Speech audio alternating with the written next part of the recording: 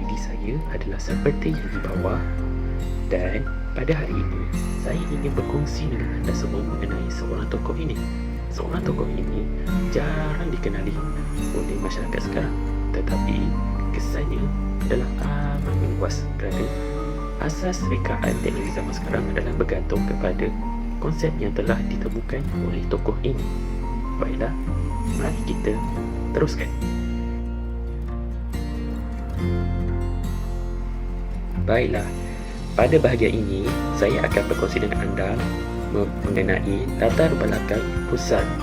Ibnu Sal nama sebenarnya ialah Ahmad Ibnu Sal Al-Balkhi. Beliau lahir pada tahun 940 Masihi dan meninggal pada tahun 1000 Masihi. Okey. Menurut Dan Bagrad, Ibnu Sal juga menguasai bidang geometri yang ditulis akhir abad ke-10 Masihi. Untuk pengetahuan anda, Ibnu Sal ini hidup pada zaman Abbasiyah, di mana ilmu semua berkembang dengan pesat. Okey, baiklah. Ibnu Sal ini banyak meluangkan masa dalam istana Khalifah Abbasiyah di Baghdad pada masa itu. Okey. Kajian yang dilakukan oleh Ibnu Sal ialah mengenai bagaimana pembiasan itu berlaku. Okay. Ibnu Sal telah mengkaji macam mana cahaya apabila dia melepasi sesuatu objek dapat dibiaskan ataupun dibengkut oleh cahayanya menyebabkan satu sudut terbentuk dan menyebabkan cahaya tersebut terpesong ke arah lain. Okay. Dalam bukunya yang telah diubah maksudnya iaitu Burning Lens. Okay. Dalam buku tersebut dia menceritakan bagaimana Ibnu Sal ini menceritakan bagaimana fenomena ini berlaku dengan secara terperinci.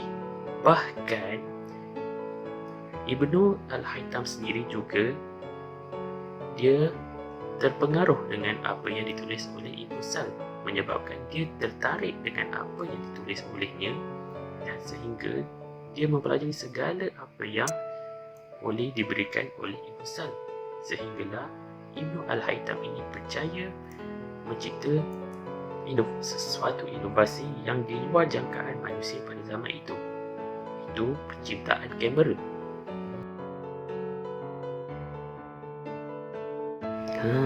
Kita dah sampai ke bahagian yang menarik. Okay, kenapa saya kata ia menarik? Kerana adakah kita tahu siapakah penemu pertama hukum pembiasan cahaya? Ramai yang kata pada zaman sekarang ini ahli fizik yang pertama menemukan ilmu ini adalah oleh yang bernama Miller Brotherson yang telah mewujudkan hukum sinyal pada tahun 1671. Tapi adakah ini benar? Menurut artikel ini, penemu utama hukum pembiasan cahaya ialah ilmuwan Muslim, iaitu Islam kita sendiri, iaitu Ibnu Sal. Ibnu Sal telah mencatatkan segala apa yang difikir olehnya dalam satu risalah pada tahun 984 Masihi yang berjudul di mana yang zaman sekarang ialah On Burning Mirrors and Lens.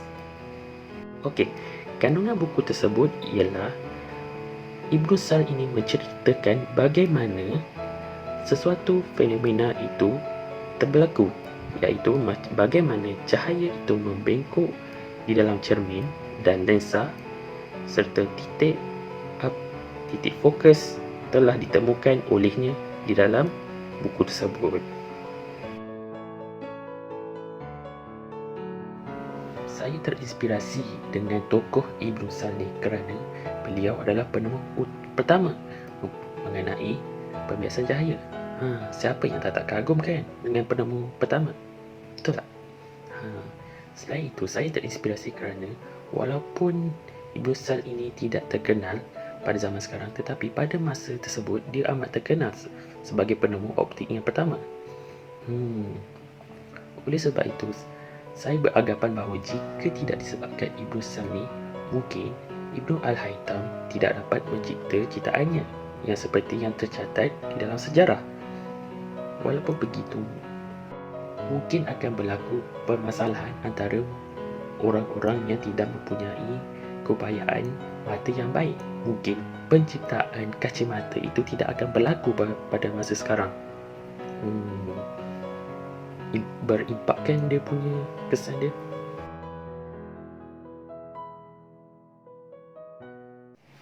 Pada pendapat saya, untuk memanfaatkan apa yang telah dilakukan oleh Ibu Sal ni adalah sebagai pelajar kita harus belajar apa yang kos yang kita ambil, dan janganlah merungut hanya sebab kita mendapat kerja yang banyak, tapi sedangkan kita tak tahu apa yang beban yang mereka hadapi oleh tokoh-tokoh kita pada masa dahulu. Kita pada zaman sekarang ni terlalu mudah mempunyai banyak teknologi yang membantu kita untuk menimba ilmu.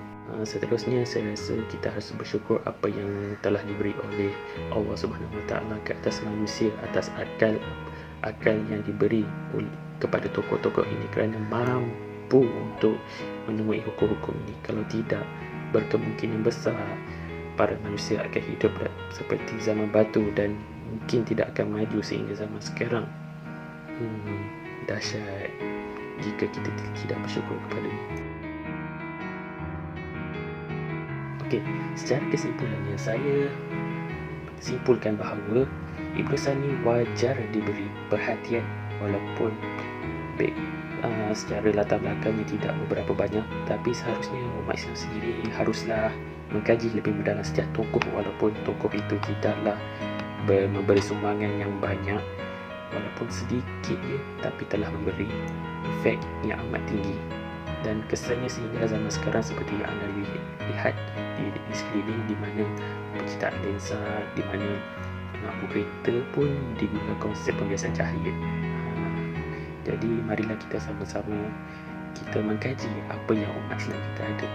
Janganlah kita pandang pada orang barat kerana ciptaan mereka yang terlalu canggih, tapi kita memandang enteng apa yang kita ada. Kita juga harus berusaha untuk mencari apa yang kita ada dalam diri kita, apa yang ada dalam umat Islam kita, untuk bangkit dan teruskan dakwah kita. Sekian, terima kasih daripada saya.